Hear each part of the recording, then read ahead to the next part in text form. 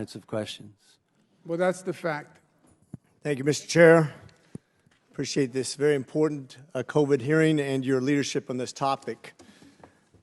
Mr. Cuomo, as you know, I'm an ER physician, served during the pandemic the entire time, seen patients. I understand the science. I understand the efforts. I don't think anybody maliciously wanted to hurt patients or kill anybody. However, I think we need to learn from our mistakes and admit where we went wrong. You just now said solely based on the confirmation or suspected diagnosis of COVID-19. But the very next sentence reads, the nursing homes are prohibited from requiring a hospitalized resident who is determined medically stable to be tested. So if you're not tested, how would you know if you, quote, can't take care of them, if you don't know if they're positive or negative? Doctor, I understand exactly what you're saying from the reading of the advisory.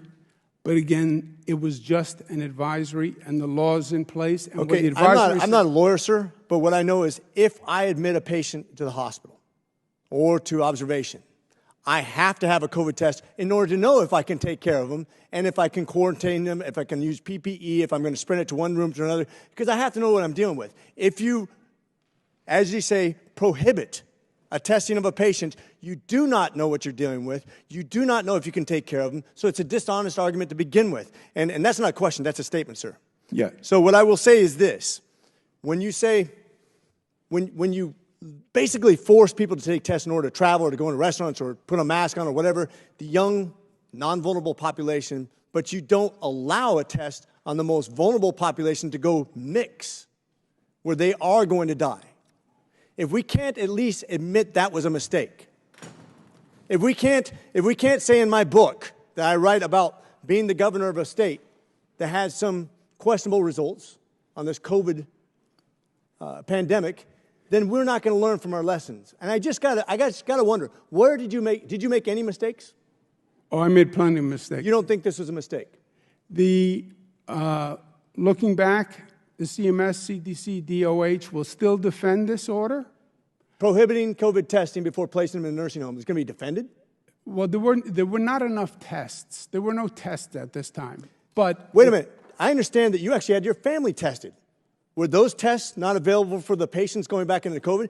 Those very tests that were tested on your family, young, healthy people, I assume, they weren't available for these people going into the highest risk patients? Just the way virtually every governor in this state. So basically what you're saying is we didn't have enough tests, but we used them for my family instead of the people who went to the high-risk community. No. And I just want to basically back up what was just said. Doctor, that comment, it's better. You're better than that comment.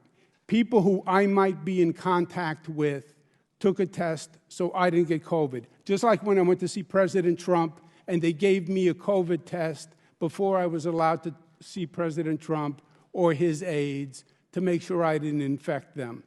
That was the protocol.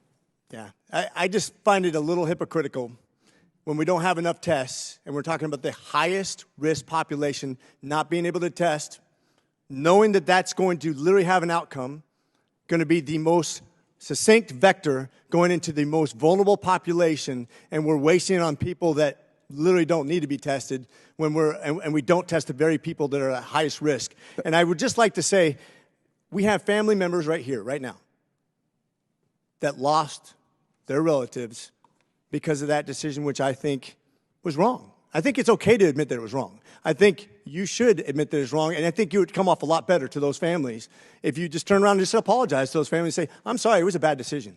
Doctor, again, the law supersedes the advisory.